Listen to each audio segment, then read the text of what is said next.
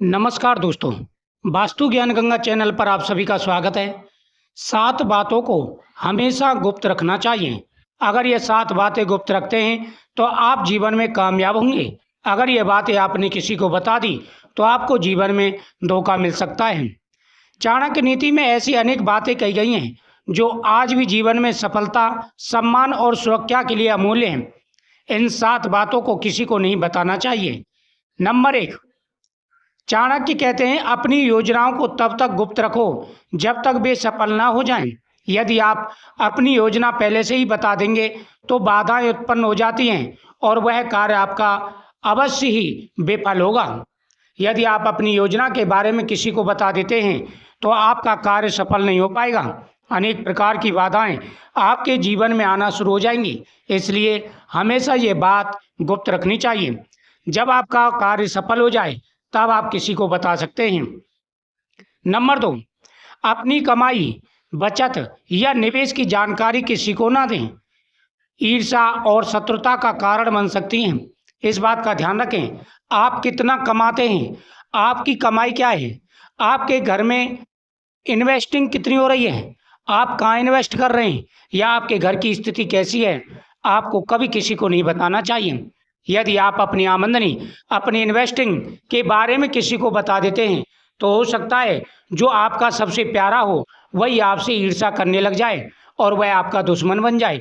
इस बात का विशेष रूप से ध्यान रखना चाहिए और इन बातों को हमेशा गुप्त रखना चाहिए।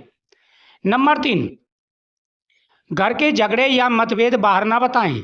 चाणक्य कहते हैं घर का कलह बाहर बताने से घर की मर्यादा नष्ट हो जाती है और दूसरे लोग इसका फायदा उठाने लग जाते हैं।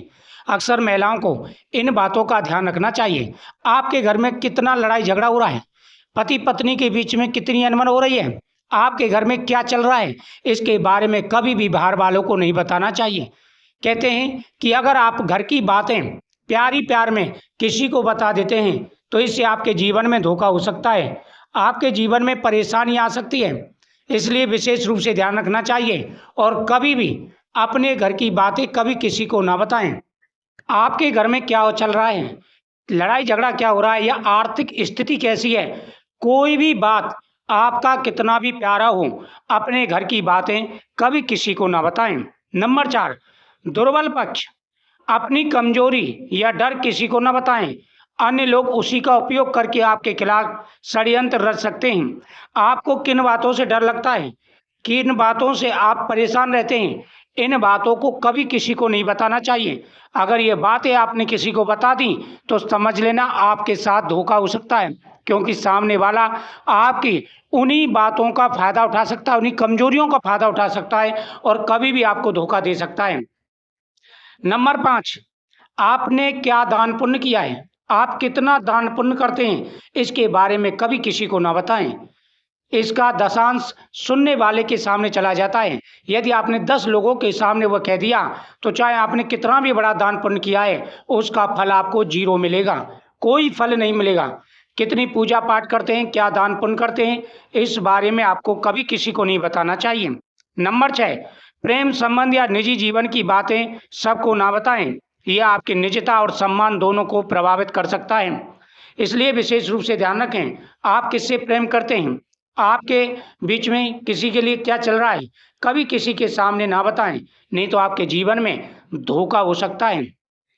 नंबर 7, आपका लक्ष्य क्या है, आप क्या पाना चाहते हैं, इन बातों के बारे में कभी किसी को नहीं बताना चाहिए। ये बातें हमेशा गुप्त रखनी चाहिए।